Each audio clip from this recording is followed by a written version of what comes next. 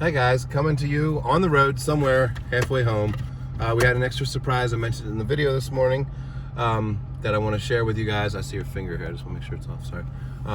I have one up here, but there's an entire posse in the back seat. You can see them real quick. Hi Luz, hi Pep. Yep. Hi babies, you guys are so what do you call it? Neglected. So anyway, I want to do the introduction of Bella. You got the brief introduction of those three back there. This is little Bella. And Bella, there's going to be a story behind this, and this is kind of one of the things that I'm learning that I'm supposed to be standing for, that I never thought that I was going to be. It would never cross my mind. And that's actually helping other people. You know, I was set out to help the dogs. So helping other people was not something that I really even cared about. No offense, sorry. Make me a bad person or what. I focused on what was good in my life, and mostly people weren't. However, there's so many different demographics and reasons for these dogs to be relinquished, to these dogs to be given up, to these dogs to end up in shelters. You know, we demonize people just like you demonize breeders. Well, not all breeders are bad, and if you didn't have any breeders, I've said this before, next generation, there's no more dogs left. So you actually need breeders. You need responsible ones. You just need them minimized and limited and doing it for the right reasons. But many people that relinquish their dog to shelters or give them up, you know, they do them for reasons that are out of or beyond their control. And in some cases, are you kidding me, Pep? You can get under the seat? You booger. You booger. Pep's here to help. Thank God she hasn't been doing it on the road. So anyway, once again, this is Bella. And some of the things I'm going to say in this, understand there's only one person that I find fault in this with, or one demographic of people in this whole thing. And that's, and there's going to be a couple things that I say that I'm quoting somebody else saying something, and while I might agree with it, I need you to know it sounds derogatory, but it's not meant to be. It's meant to be more of a, hey, matter of fact kind of way of saying something. So I'm gonna start with this. You know, one of the problems we have, much like these poor guys back here, poor girls, you know, their owner passed away, and their daughter couldn't take care of them, you know, in their specific condition, and the last thing they want to do is take them to the shelter, and they're older, they need help, you know, so they try to help rescue them out or try to adopt them out, but they didn't trust. You know, you get on Craigslist, Facebook, or anywhere else, and it's like 8 million people want to get the dogs from you, and you don't have any idea what their intentions are. You know, and you just got to hope for the best. So anyway, you know, other situations come up, such as, you know, this girl here. So I end up with all these dogs, and you know, my former vet, one of the reasons I'm no longer with my former vet, made the comment. She made the comment to me one day. She goes, "God, Bobby, why are you going to do it with all these dogs?" And this is back when there was only like 30 couple. And she goes, why don't you just adopt them out to a bunch of little old ladies? And I looked at the doctor and I said, and again, guys, no offense, this is a true statement. I said, half of these dogs are here because they were with little old ladies, and the little old ladies couldn't take care of them. Now, I was passionate about that because it was true, but let's look at the irony behind that.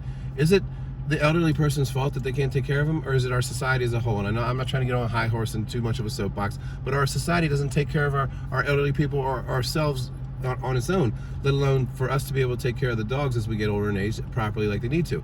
So what happens when a dog you know, gets into a bad spot health-wise, such as little Bella here? So her former owner, who is a follower of our page, she used to be a member of our group page.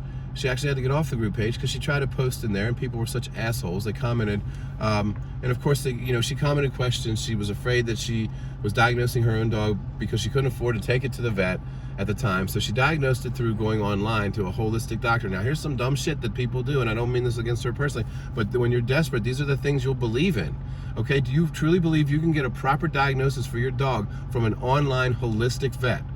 Okay, but yet there's people out there taking advantage of people doing this shit. So there's the first problem, and at the first part, she thought she actually had a CHF. She thought she had a murmur, you know, but obviously that you really need, you can't even get that from your doctor. You know, they can detect a sound of a murmur, but to really know that you have a murmur, you need to see a cardiologist, you need to get an echo. And then you can figure out how to go from there. So she actually reached out to me also simultaneously at the same time through email, asking if there was any way I could help. You know, she didn't want to give her up, but she just couldn't take care of her, and she was scared to death she's going to die. Well, you know, that's something that I take, you know, pretty seriously. But because of all the negativity she got on the page very publicly, she decided, and one person on the page did actually help out, the awareness page, whoever did this, thank you. They gave her a coupon to actually go to the vet.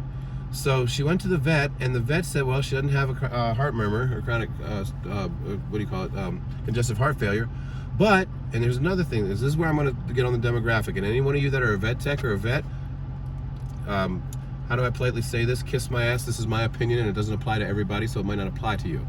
Veterinarians are much like school teachers. You have people that have doctorates and PhDs, and they're teaching master's classes. And then you got shouldn't say that. And then you have kindergarten teachers, and kindergarten teachers are much like pediatricians or your basic vet. They're basically there to do the bare minimum of what we're supposed to know in their field. And I don't mean that rudely. I know there's some very talented vets. I have some, but at the same time, they're not neurosurgeons. They're not specialists. They're not ER doctors. They're not. So anyway. Many of these vets are complete morons, no offense. I mean, I don't know what else to say. And many of these vets have been taught what they've learned in school, so they're great at, again, taking standardized tests and learning what you pour down their throat, but they have no common sense to learn on their own and think outside the box and to actually grow and do new things. So, here's where I'm going with this. She now thinks, or she's been told, that poor Bella here has a collapsed trachea. And I'm going to tell you right now. Oh, and here's how they told her. They pressed on her throat and she coughed. Well, any one of you guys, and this is a vet doing this shit, any one of you guys know that you do that to a Chihuahua, they're all prone to that. You can take a healthy Chihuahua that's a puppy. I can do it right now to Pip. I'm not going to, but I've accidentally done it, you know, to dogs when you're playing with them. And the doctors will actually check that every time I go in there. It's a reaction that's just their trachea is very close to the front, and it's very easy to do that. So that's no sign whatsoever of a collapsed trachea. But again, she's very concerned that if this is the case, she can't take care of her. And she reached out, and she didn't say she was coughing. But here's the best part of this whole freaking lunacy. The vet's solution was, I think, I might get the dosage wrong. She told me it's on the paperwork. Something like 1.5 Benadryl a day. Oh, a Benadryl a day takes the fucking collapsed trachea away. You freaking colossal moron. And this is why when people go to my health page, you know, it's basically a bunch of people trying to get together and help you, give you a direction to go to. Obviously, you should see a vet, but shit, which vet can you trust this day? This lady has a vet that's telling her that she's got a collapsed trachea and Benadryl is going to solve the problem. I mean, how? So here's what I've seen from it all. She has a terrible dental. She's a little older. Her dental work's terrible. I haven't even heard her cough yet, to be honest with you. And to my knowledge, I don't know what medicine she's on right now, but she's not on anything today. But anyway, her dental's terrible. And, you know, even the dental that she couldn't afford to take care of. So what we're doing, we've agreed to take care of Bella for her, because rather than love Bella, but watch her slowly decline. And her friends apparently were instrumental in helping her make this decision, saying, look, you know, you can, and I don't do this for everybody, guys, you know that, but you know, you can watch her age gracefully on the page. You know, Bobby will reach out to you whenever you need to. He promises he won't let her go. If she has my phone number, if she ever wants to see anything special about her, just reach out to me. I'll get her a picture, I'll get her a video if we don't showcase her enough. But she'll be able to watch and see Bella from a distance rather than slowly watch her decline in a much sadder fashion because she can't afford to take care of it. So anyway, so that's how Bella came to be here. It's the hardest thing in the world for somebody to have to do this and to watch. This has happened to me numerous times now, guys, and I just have a real soft spot for people that have to because of their life circumstances have to go through this. I see the pain in their eyes. I see the hurt that's in them when they have to let go, and the strength that they have, the true strength to trust in me to let their babies go in hopes of having a better life. So that's, you know, in a nutshell. I know I was a little like, you know, me, I get a little excited, and I always like to point the finger where it actually needs to be pointed, and I'm not afraid to do it. But no, at the end of this, it's just like this is part of what my mission is here, and this is I take it very seriously at this point, and if if I can do some good in this life, this little girl lives to be a much older age, and she's happy and healthy, and I give her former owner peace of mind, then that's that's kind of what it's all about. And of course, Pepper's doing everything she can to help right here, right? Like make her feel right at home, stomping all over and everything else. So I just want to welcome everybody, welcome little Bella to the island. Bella, sweetheart. Bella, ain't no baby. It's a lot for one day, isn't it? Isn't it? Yeah. But as you can see, she's cuddled up nicely. She's got her spot for the ride home, and she's very delicate compared to the rest. The rest are sweet, they're gentle, but they're all happy. And this little girl is just like, wow, culture shock. So, we're giving her a little bit more freedom up here and a little bit more privacy. So, there's Bella. Thank you, guys.